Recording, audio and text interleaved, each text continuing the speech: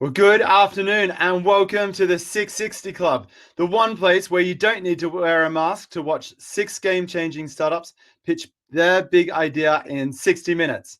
My name's Jeremy Bassett. I'm CEO of CoCubed, a London-based digital transformation agency. And at CoCubed, our approach to digital transformation is to connect Fortune 100 corporates with startups from around the world who have already developed solutions to solve their digital challenges. Here's a 30-second overview of what we do.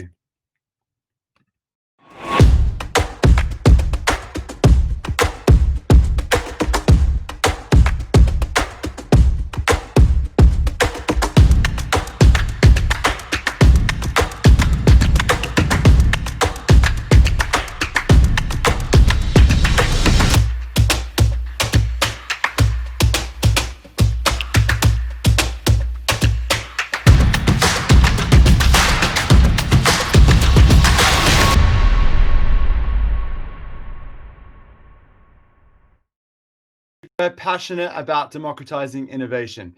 We want to make it easier for brands with challenges to connect with startups with solutions. It's a win-win-win, a win for the corporates, a win for the startups, and also a win for the customers. The whole industry moves forward when this happens well. And with the economy in such a state as it is, there's never been a more important time to collaborate and innovate. So we've been looking at how do we make it easier for startups and corporates to engage. And that's one of the reasons we launched the 660 Club. We select one business challenge. We curate 6 startups who are solving that challenge to pitch their big idea. We're always looking for ways to disrupt ourselves. And at CoCubed, we set ourselves a challenge. How can we come up with a model that delivers practical startup solutions bespoke to your company's needs in 24 hours for an amount that you can charge to your credit card? So I'm really excited to be offering our 660 Club members access to Go Partner. And here's how it works. So give us your brief. We'll then scour our network of startups and curate 10 startups within 24 hours that we think are right for you. They then land in your inbox, all for $4.95. Now, if you like them, what we can then do is organize for them to come and pitch. And if you like one of the companies that pitches, we can organize and facilitate a proof of concept planning workshop. So we can take you from idea and inspiration into practical implementation mode in a matter of a few days, rather than the traditional process, which took weeks, if not months.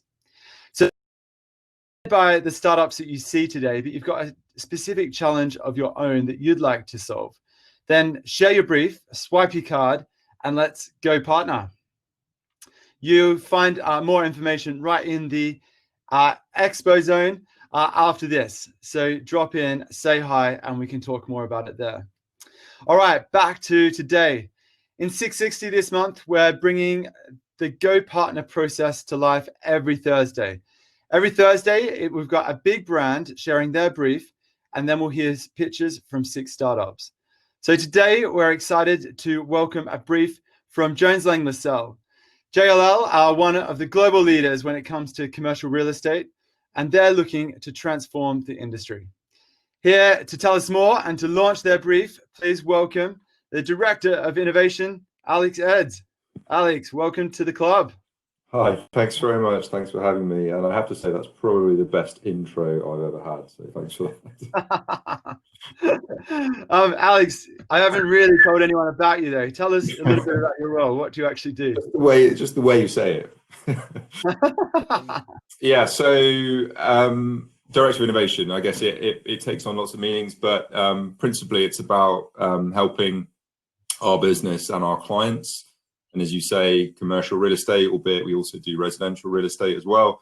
So clients, whether they be investors, developers, managers, or indeed, occupiers looking for new space to rent, we'll help them through that process. So, looking out for new solutions on the market, typically digitally enabled solutions, which can either reduce friction in that process, unlock new market opportunities for us or for our clients.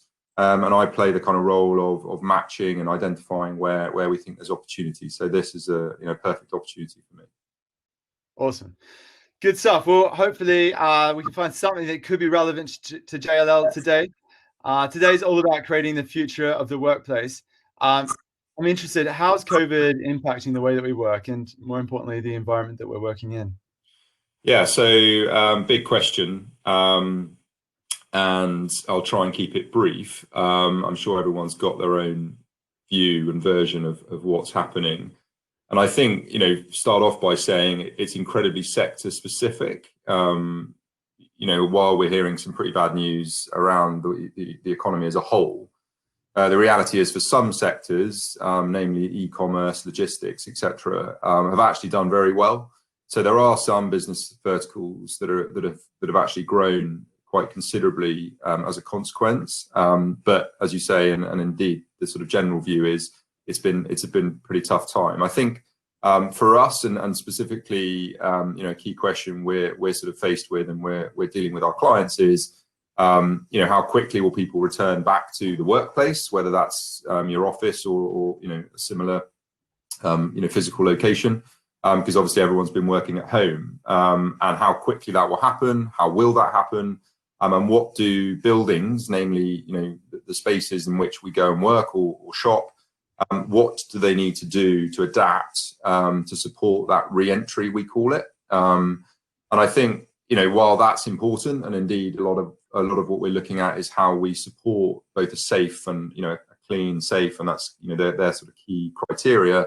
But also, recognizing that a building is an island if all around it is unsafe or people are not prepared to travel to it. So equally as important is how do people get from home to the office, and that's also an incredibly important consideration for businesses trying to get their employees back in the space. So very much very topical, something that we're working with clients on at the moment. So massive changes to the here and now, and obviously supporting that clean and safe re-entry is a key thing. I'm also interested though, what does this mean for the future? Where do you see the industry heading over the next few years? Yeah, I mean, the title innovation, often people think I've got a crystal ball hidden somewhere. So I'll try and give my view on it. But, again, there's so much out there, and from sort of one extreme of we're never ever going to go back into cities and work in an office again, through to nothing's going to change and we'll all be back in the office. I think the reality is it will be somewhere in the middle, as it always is. And I think again, depending on probably geography, the city specifics, and here in London, very very dependent upon public transport as a city. So whether that will slow perhaps the intake of people coming back into the city centre. But I think generally our view is what we're seeing, and indeed what we've seen over the last 2-3 months, and I think what we'll continue to see is effectively a rapid acceleration of trends that were already in play. So I for one worked at home a couple of days a week before the crisis. I know a number of people did. A lot of businesses we know are moving to more agile resource models, whether they can pull in flex staff, and also looking to have a more flexible lease profile for their offices, and maybe using co-working as a supplement to that. We've seen the acceleration of interest in sustainability and well-being within the building. So that's all just in the last 3 months just been supercharged. So actually, I think we've just seen an acceleration of a trend that we were already on. I think the challenge for real estate particularly is real estate tends to work in quite slow cycles. And so being confronted with such an acceleration of these issues while they were there, suddenly it's like we need the solution tomorrow. And that's where I think real estate tends to struggle with fitting those sort of agile decision making into what is typically a fairly sort of slow decision making process. But I think the future is probably no different to how we assumed it was going to be, and indeed the future that we were sort of working towards, which is more sustainable, more buildings equipped with more well-being and transparency around the internal environment, the safety and security of buildings, the customer experience associated with that, the ability to access and then move around cities. These are all things that were in process. I think we're just seeing, as I said, just an acceleration, and the industry's biggest challenge is how we respond to that quick enough. Yeah, absolutely. And obviously, being able to respond to that will be a healthy thing for the industry to adapt to for all of the changes that are going to be happening in the future. I'm interested though, when it comes to startups, obviously you need an element of agility. What are the sort of things that you're looking at when it comes to working with startups, and what innovations are you interested in? Yeah, so I guess, break that down into two parts, I suppose, in terms of what are we looking for. I mean, how long's a piece of string, right? We're a commercial real estate agent and advisor. Our clients, do everything from master plan to build to, sell to operate. So everything in between is important and is important to our clients. I think right now, based on what I was saying earlier, there's a huge interest both from developers and landlords who are looking to provide buildings and safe and secure and attractive spaces to come back to, whether that's offices or retail or indeed hospitality. And on the other side, businesses who occupy those spaces who are looking to bring their staff back into work. How do they ensure that the spaces that that they lease support that, whether it's the protocols around social distancing or indeed further beyond that, which is improving the air quality or being more transparent around that and things like cleaning and safety. So a lot of the questions and a lot of the immediate need, and whether it's all technically driven or not, some of it isn't, but is around how do we bring some of those solutions to bear, whether they be, as I said, technology driven or otherwise. And I think, like I said earlier, I think while there might be an immediate rush to make buildings safe and adapt new processes around workflow and people moving around the building and maybe mapping journeys and understanding who's where. Again, that's all stuff that some buildings were already starting to equip. So I think over the sort of medium term, we'll just see a rapid increase in testing of those solutions, because that's, to be honest, I think part of the challenge. And maybe to answer your second question, is a lot of the particularly startups present solutions which look great but often are untested, and then into a high-profile building with a lot of high-profile clients can be risky, and real estate isn't known for risk taking. So I think the fact that we've had to sort of condense fairly sort of a long gestation period typically of testing and learning hopefully means that what we're then going to see is a greater adoption of solutions that actually do address not only the current need, but then maybe future needs around using space in more agile way, being more flexible, being better quality. So I'd like to think that we've just condensed a huge amount of R&D into 3 months, and that we can pick up and sort of move quicker as we go forward. Yeah. Interesting, fascinating. Well, look, hopefully we find some solutions that are right for you during this session, but you're going to be grilling the startups after each question, after they pitch with a question. So we'll see you shortly. Cool. And now we'll keep our Eurovision style going. Let's do this. So here's how the next 50 minutes are going to work. You've just heard from Alex about the brief for today. Now you're going to hear pitches from 6 startups who have practical solutions to JLL's challenge. This is going to be short and sweet, 2-minute pitches. There's time for one quick question from Alex.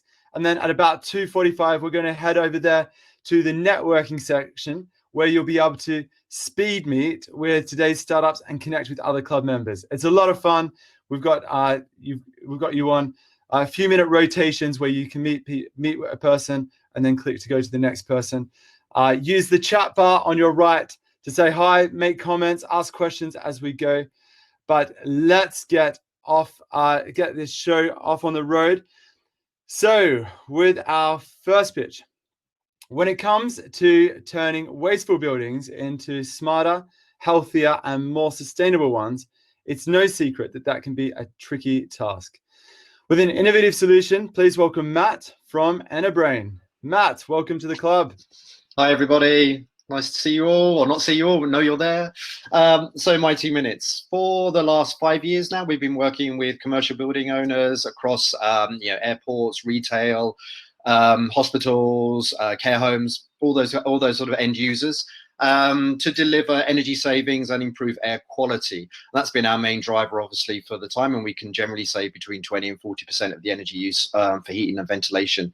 What we've been doing now with COVID is we've now changed our algorithm to actually allow for a COVID mode, which ties up to the recommendations from RAVER and WHO about how buildings should be managed. So we now have 3 settings, which you can see on my little slide there. So you can now be choosing COVID prevention mode, which will ensure your building is in as good a state as it can be, health-wise, in terms of air quality and CO2 and occupancy. you can go to an energy saving mode, or you can bypass and be where you were before we started. We're now rolling this out. It has been tested and it is working with a number of our clients now. We're also offering monitoring solutions for retailers where they can actually see how safe their buildings are, in terms of, so particularly for like bank retailers where they want to see how many people are in the building. And we're starting to work on queue management stuff. It's a very testing time, but I think the beauty of having a remotely deployable solution and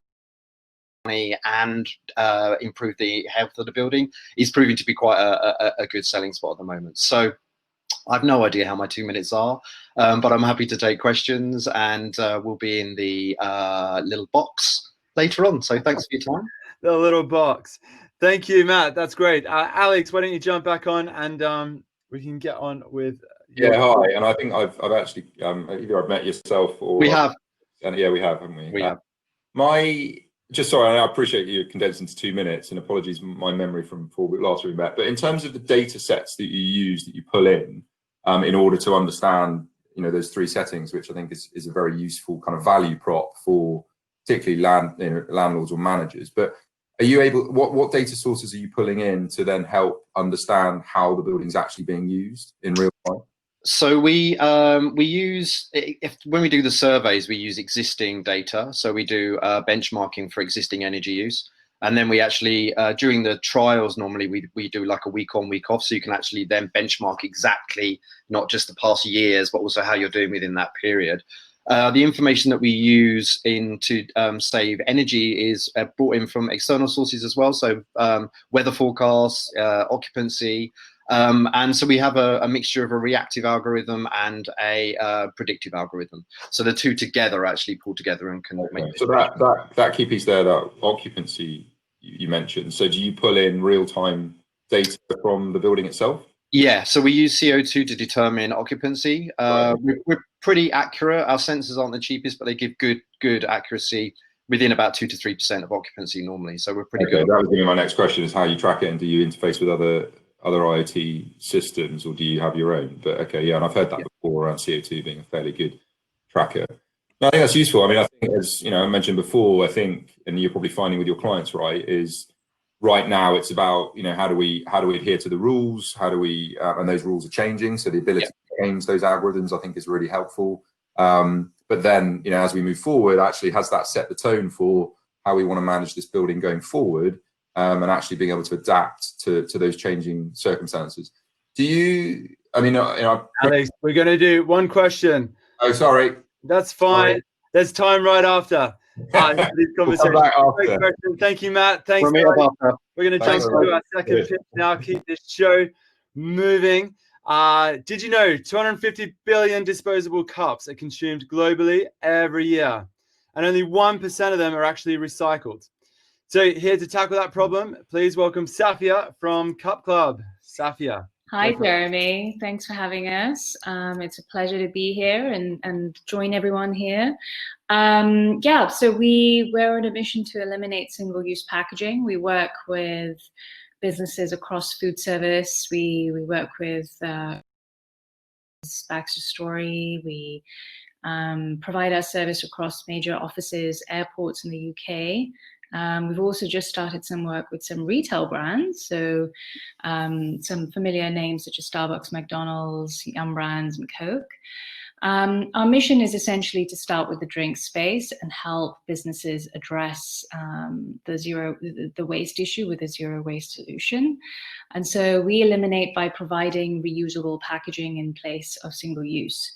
And the drinks space, as you mentioned, 250 billion a year consumed globally is an incredible size. And it's definitely a problem that's systemic. And so our solution is to make it really easy for people to take away without the throwaway. So the best sort of places where you find our service is where there's a high volume of consumption in real estate, so offices across the city, or major campuses like Google, who we've worked with previously, where you can't have the internal because of the sheer volume that people are consuming. And our ambitions are to grow. So we have essentially set up a system. We've, I think, just recently crossed a major threshold of 400,000 orders. And we've done that with a very small stock volume of product, about 10,000 units.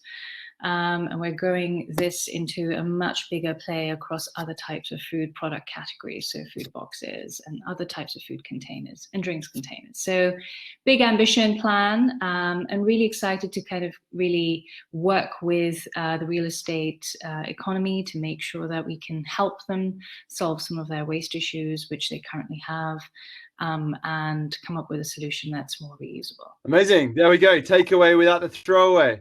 Alex, what do you think?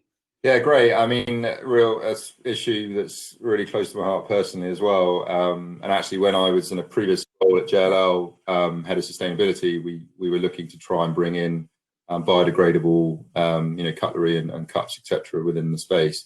I think question stroke kind of, I guess, consideration is real estate is complex, right? And you've got the building owner and manager who might well operate the waste management systems, but then you've got individual tenancies, which might be big companies, small companies, who will have their own, either their own protocols, but also might well have their own nationwide contractors. So there's a bit of a mess, unfortunately, when it comes to managing the waste. I suppose, my question is, and obviously by the fact that you're nodding, you've kind of thought about that. I mean, have you sort of thought about how you might help address that? And help sort of either the stakeholder or any of those stakeholders kind of come together and realize that actually if they work together, they can ultimately realize those benefits. Yeah, I mean, we find that there's always a champion, an internal champion. When it's client side, it's really it's much easier. So our approach is always to get straight to the person or the individual who's going to be able to lead this from the client side, and then connect us essentially with their internal food service company, who are the ones actually managing the internal catering, and usually involves anything to do with coffees and teas, etc. So that's really our area. Obviously the value that we bring hence to the client is the reduction in waste. So we don't necessarily sell to businesses like Veolia, or we wouldn't approach them. We would approach more upstream, where whoever is purchasing packaging already will want for better systems and better solutions. So yeah, I mean, the thing is we do get approached by different entities in a bigger organization, and then go through what I call the black hole of trying to identify who is the right person. But traditionally we found that it is food service, because they ultimately are the ones who've put the budgets together, and they're the ones who are going to help in working through a problem like that with a client. So those are the two entities that we usually try and identify and work collaboratively. Very cool. Thanks, Tapia. Thanks, Alex. We'll continue those conversations right after this. So one of the things Alex mentioned was the challenge of getting people into the workplace safely. And as the world gradually returns to the new normal, it seems like car usage might actually accelerate. So the challenge is, how do we get people to use public transport safely? Here with a solution from Better Point, we have Dan. Dan, over to you.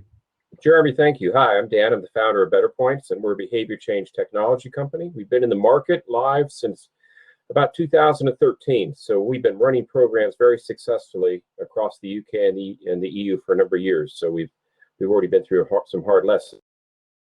We've got a behavior change system that motivates target user groups to change their behavior in terms of mobility, commuting, transport, sustainability, environment, but also health and well-being. So what we do is we partner with our clients and partners. It can be airports, it can be transport companies, it can be property developers, just plain old big old enterprises, to motivate people to join branded or white labeled programs. Now, just to set an example of how this might work, the way the system works is, let's say we are going to work with one of your major enterprises. We would create a branded program, and that program could be a back to work program. So we'd create a series of activities that you want those staff members or other people coming in to and that might be work from home some days, stagger times that come into the building, work off peak, take certain bus routes. So as people come on board, we baseline their behavior. We then, on the base of that, assess impact, tell them that, and we provide them route planning options. And we also then provide them with incentives and messaging and personalized content to get them to try that. Once they've tried it, then we track that, And we continue in a gamified program where there's treasure hunts and there's leaderboards and there's levels to go through.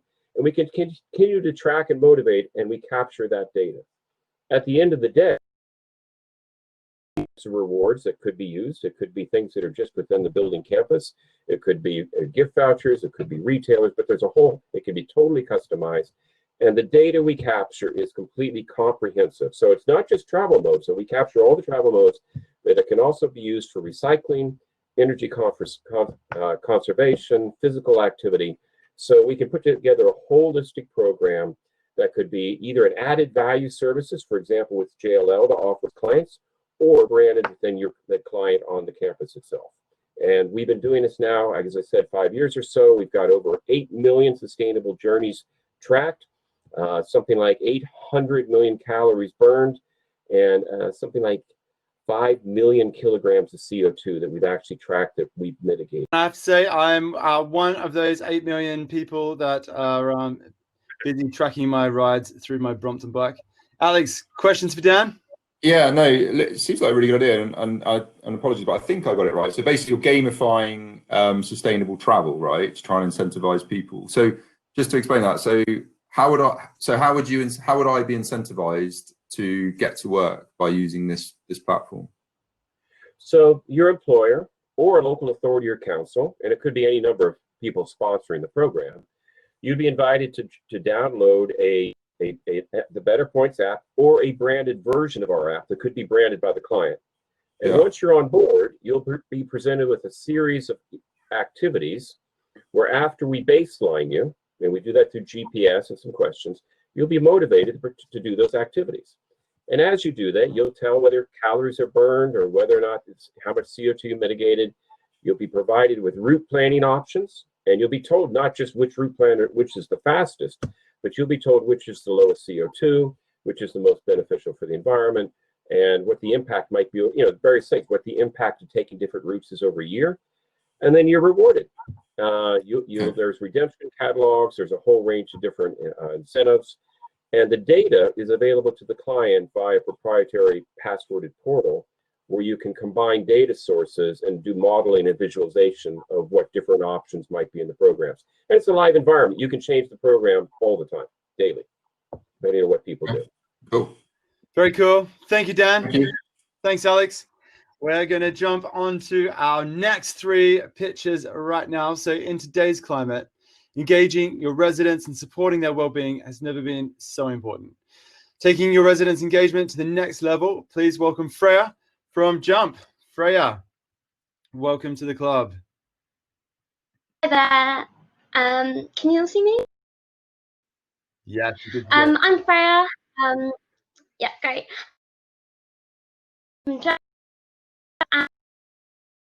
At engaging employees and residents in sustainable wellbeing behaviours. So we support our clients in communicating and actioning their sustainability and well targets to them. To date, we've had some really good impact programs. We've recorded over 15 million positive actions, and that's from switch off activity to Meat Free Monday.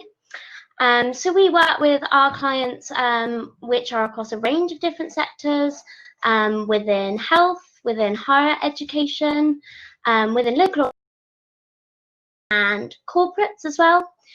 So some of our biggest clients include Barclays Bank.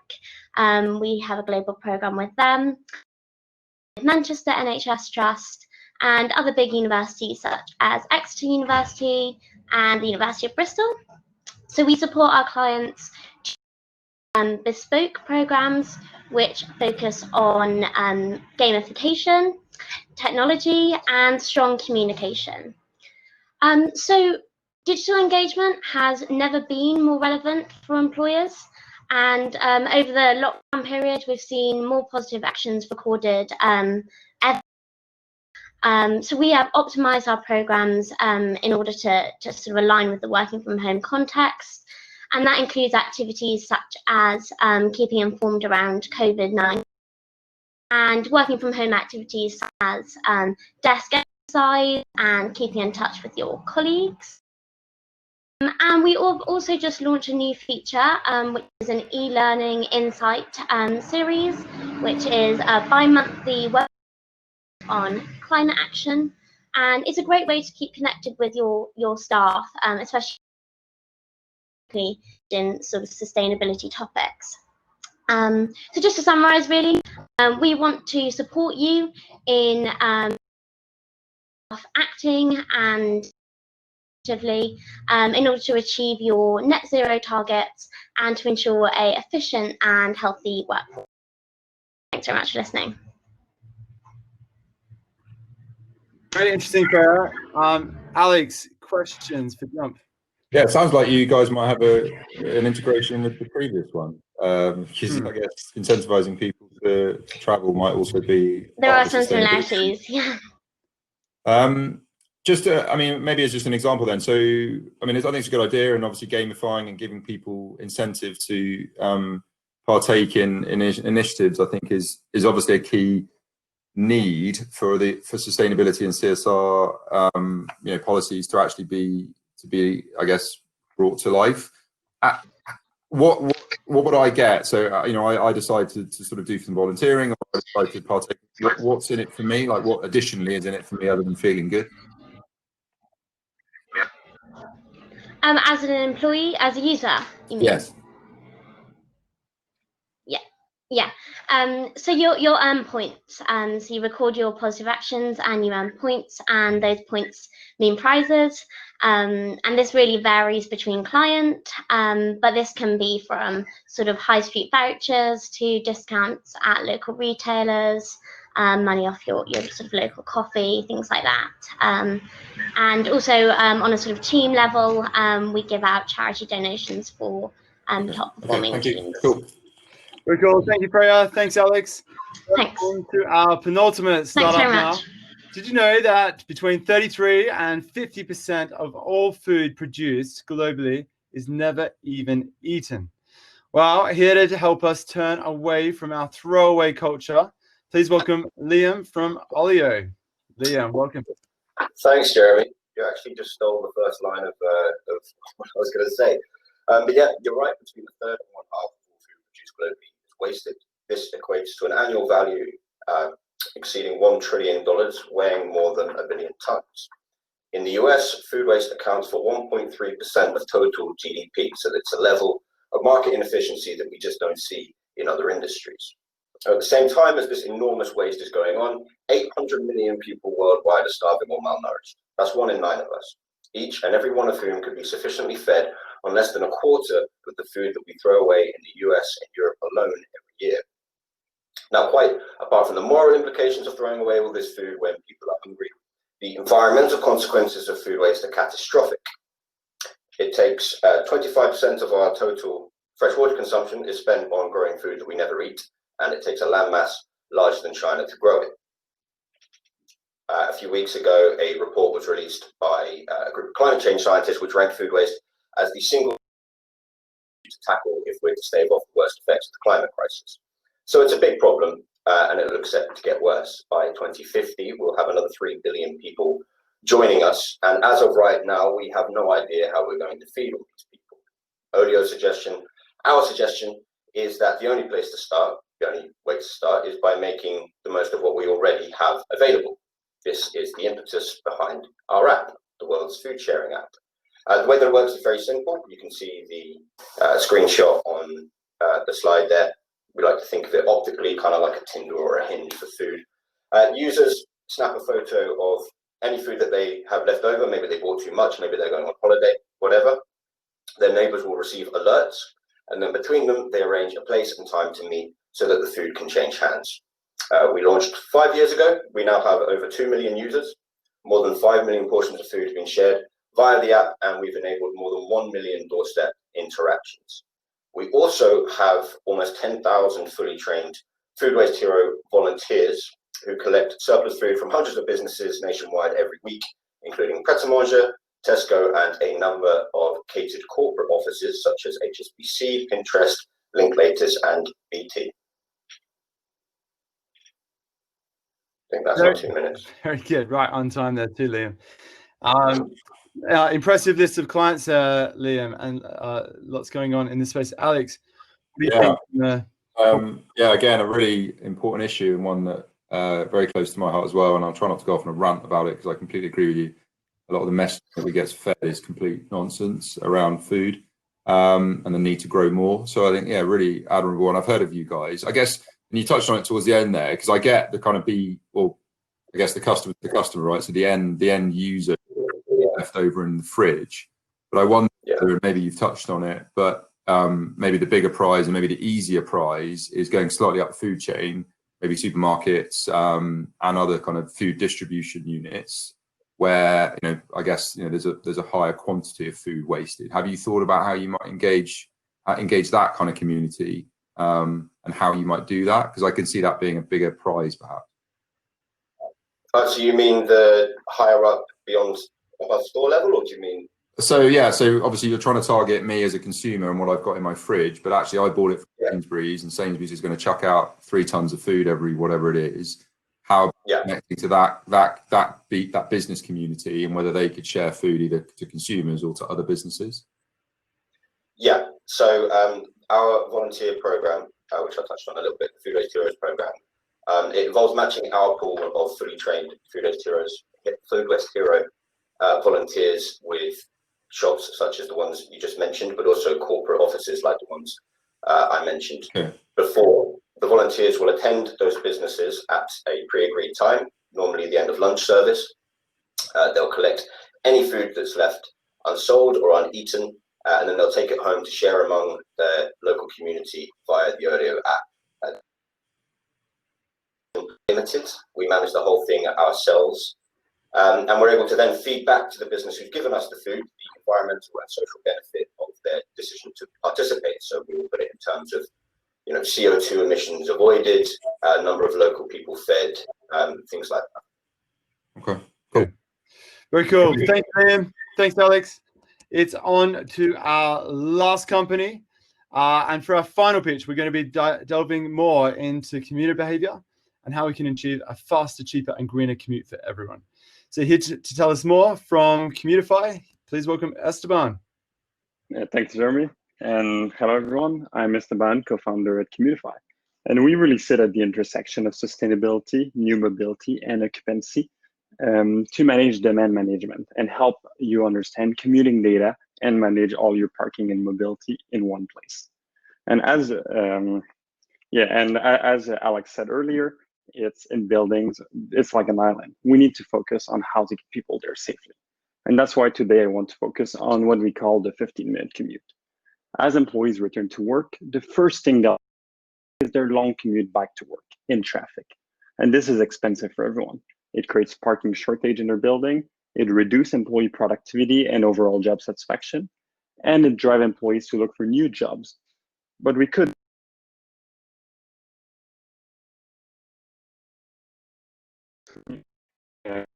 is a real example. Office show where they're currently located, with all the dots, both colors and the small gray ones, being where employees come from. As you can imagine, the average employee commute is nearly an hour long, with over 80% of employees driving alone to work.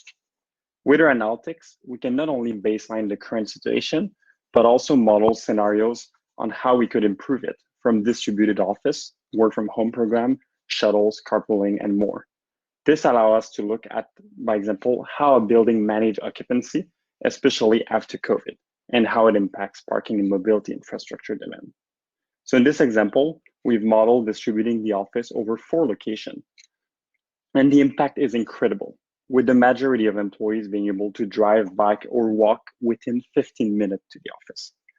In the last year, we've been working with some of the largest real estate and co-working operators to help their tenants run these analyses.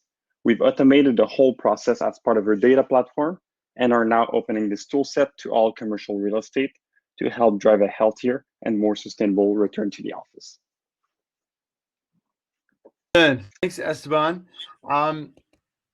Quite interesting there as well. Alex, what do you think from a... Yeah, it's interesting. I guess, I mean, there's multiple applications, I guess, both from a sort of city master planning perspective, but also individual business.